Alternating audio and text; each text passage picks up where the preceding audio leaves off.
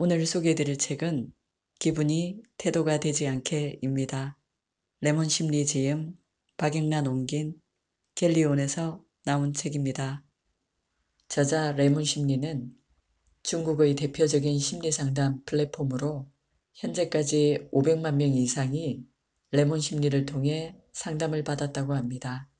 그 인기를 몰아 레몬 심리의 따뜻한 마음 단행본이 시리즈로 출간되었고 그 시리즈 가운데 이 책이 가장 반응이 좋았던 책이라고 합니다. 이 책에는 감정에 휘둘리지 않고 감정의 주인이 되는 방법을 소개하고 있습니다. 그럼 몇 가지 내용을 들려드리겠습니다. 기분이 나를 망치게 두지 마세요.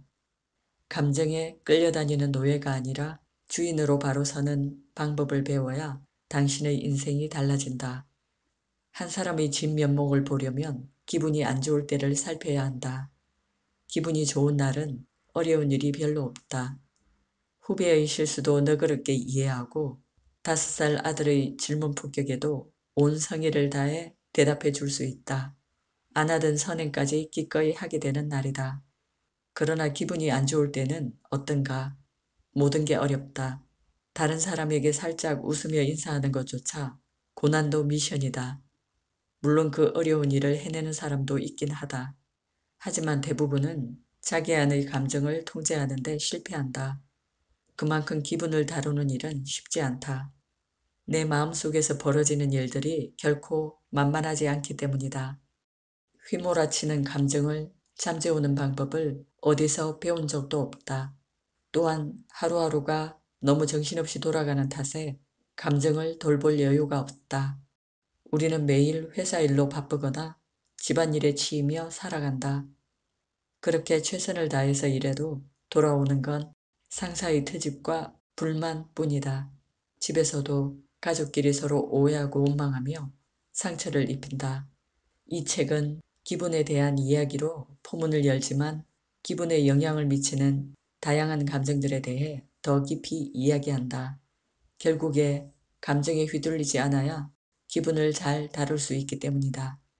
감정이 우리를 어떻게 변화시키는지를 말하고 그 감정에 대처하는 방법을 소개할 것이다.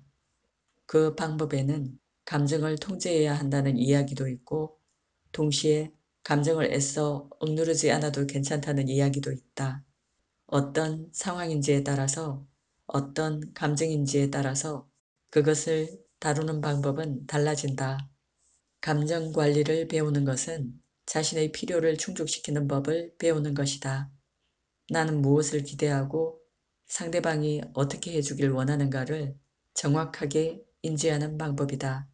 당신은 따뜻한 위로를 원할 수도 있고 상대방이 함께 책임을 나눠주길 원할 수도 있다. 또 누군가가 당신의 감정을 알아주기만을 간절히 바라는 것일 수도 있다.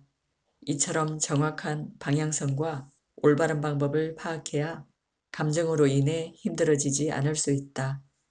이제 당신이 자신의 감정의 근원을 찾아가고 부정적인 감정을 제대로 해소할 수 있게 도와주고자 한다. 부디 이 책이 자신의 감정에 휘둘리지 않는 삶의 첫걸음이 되기를 바란다. 내 기분은 내 책임입니다. 기분이 안 좋은 날에는 나도 모르게 기분이 밖으로 드러난다. 이러면 안 된다는 걸 알면서 짜증이 솟구치는 것을 참을 수가 없다. 빽하고 신경질을 낸 뒤에 왜 화를 내고 그래? 라는 친구의 주눅든 목소리를 들으면 민망하고 미안하다. 이런 일은 너무나 비일비재하다. 집에서도 학교에서도 회사에서도 다수의 기분이 서로 교차하고 영향을 주며 아슬아슬한 분위기를 만들어내는 가장 대표적인 공간은 일하는 곳이 아닐까?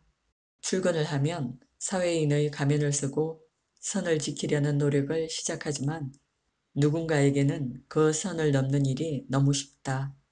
사무실에서 이성을 잃고 버럭 소리를 지르는 사람도 있고 컴퓨터 키보드를 신경질적으로 두드리는 사람도 있다. 누군가는 지금 나 건들면 가만 안 둬 라는 경고를 온몸으로 뿜어내기도 한다. 크고 작은 차이만 있을 뿐이지 누구나 기분을 드러낸다. 내 기분은 내 선에서 끝내야 하는데 나도 모르게 겉으로 드러난다. 하지만 기분과 태도는 별개다. 내 안에서 저절로 생기는 기분이 스스로 어찌할 수 없는 것이라면 태도는 다르다. 좋은 태도를 보여주고 싶다면, 소중한 사람에게 상처 주고 싶지 않다는 마음만 있다면 우리는 충분히 태도를 선택할 수 있다. 우리는 감정이 상한다고 해서 울고 떼쓰는 어린아이가 아니다. 아이는 자신이 어떤 감정을 느끼는지도 정확히 알지 못하기에 표정과 몸으로 말한다. 하지만 성인은 다르다. 감정의 종류를 정확히 인지할 수 있고 그것에 따라 표현 방법을 달리할 수 있다. 또한 엄청나게 격정적인 감정이 아니라면 스스로 통제할 수도 있다. 안 좋은 기분을 털어내고 싶다면 남에게 폐를 끼치지 않는 선에서 표출할 수도 있다. 사회생활을 하다 보면 서로의 기분을 살피고 감정을 나누는 일은 피할 수 없다. 하지만 모두가 서로의 기분을 알아야 할까? 다른 사람은 당신의 기분을 모르고 지나갈 권리가 있다. 당신도 마찬가지다. 다른 사람의 기분을 모르고 지나칠 권리가 있다. 기본적으로 내 감정은 내 책임이라는 것을 인지해야 한다. 출근길에 기분이 상하는 사건이 있었다면 그건 회사 사람의 잘못이 아니고 회사에서 자존심이 상하는 일이 있었다면 그건 가족의 탓이 아니다. 기분을 망친 대상이 분명할 때는 그 대상에게 확실히 짚고 넘어가자. 화풀이 대상을 잘못 선택하고 엉뚱한 데에 푸는 버릇을 고쳐야 한다. 나와 조금 더 친밀한 사람, 가깝고 만만한 사람을 대상으로 화풀이를 하는 경우가 제일 최악이다. 사람이 말을 함부로 하는 것은 자신의 실언에 책임을 지지 않기 때문이다. 맹자가 남긴 명언이다. 아마도 회사에서 기분대로 행동하는 걸로 악명 높은 사람이 있다면 그중 대부분은 높은 직급의 상사가 아닐까? 그런 사람들은 마음대로 기분을 드러내도 자기에게 뭐라고 하는 사람이 아무도 없기 때문에 굳이 조심할 필요성을 못 느낀다. 사람은 누울 자리를 보고 발을 뻗는다. 나는 맹자의 말에 전적으로 동의하지 않는다. 결국 사람은 자신의 행동에 책임을 진다고 생각하기 때문이다.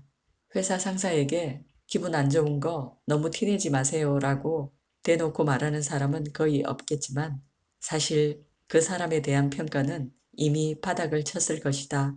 그는 아무에게도 진심으로 존중받지 못하고 무시당하는 인생을 스스로 선택한 것이다. 사람들은 그저 적당히 비위나 맞춰주면서 지내고 있을 뿐이다. 반대로 자신의 기분을 통제하는데 능숙한 사람을 보면 존경심이 절로 생긴다. 결코 쉽지 않은 일임을 모두가 잘 알고 있기 때문이다. 안 좋은 감정을 남에게 전달하지 않기 위해서 노력하는 사람. 그게 진짜 어른의 태도가 아닐까? 내 감정은 내 책임이라는 것을 인지해야 한다. 버럭 화내기 전에 생각해 봤나요? 상처 주기 전에 심호흡 3번. 화가 나면 감정을 통제하기 어려워져서 남에게 상처 주는 말을 쉽게 내뱉는다. 이때 잠시 정신을 차리고 심호흡을 해보자. 숨을 3초간 들이쉬고 3초간 내쉬기를 3번 반복하는 아주 단순한 호흡이다. 심호흡은 몸에 산소를 고르게 공급해 주어서 뇌의 온도를 내리고 근육의 긴장을 풀어준다. 그리고 그 자리를 떠나 환경을 바꿔보는 것도 기분 전환에 좋은 방법이라고 합니다. 또 마음속 일시정지 버튼을 눌러 이게 과연 화를 낼 만한 일인가를 다시 한번 생각해 보라고 합니다. 기분을 내 편으로 만들면 인생이 달라진다. 내가 아니면 누가 나를 챙겨줄까? 마음이 힘이 들면 맛있는 음식을 먹거나 운동으로 땀을 빼면서 자신을 위로해보자. 나를 위로할 수 있는 방법은 결국 내가 가장 잘 찾아낼 수 있다. 자신의 좋은 친구가 되는 방법을 배우자. 나의 기분은 내가 잘 알아주어야 한다. 내가 아니면 누가 나를 챙기겠는가? 삶이 마음대로 되지 않고 엉망진창인 것 같을 때 나를 챙겨줄 가장 따뜻한 친구는 나임을 기억하자. 힘이 들 때는 나를 위로해주고 내 기분을 풀어주자. 마치 내 가장 친한 친구에게 해주듯이. 자세를 바꾸는 것만으로 기분이 바뀐다. 자신감 넘치는 자세를 취하면 실제로 더 자신감을 느끼게 되고 웅크리고 다니던 몸을 곧게 펴는 것만으로 마음속 응어리가 작아진다. 그리고 이런 글이 있습니다. 질투심은 비교에서 나오는 감정이다. 남과 나를 비교하는 태도는 우리를 앞으로 나아가게 하는 동기부여가 되기도 하지만 끊임없이 이어지면 마음을 황폐하게 만든다. 삶의 무게중심을 남에게서 자신으로 옮겨오면 불필요한 질투에 에너지를 덜 쓰게 될 것이다. 이 책에 나온 글처럼 기분을 내 편으로 만들면 인생이 달라집니다. 소리책이었습니다. 감사합니다.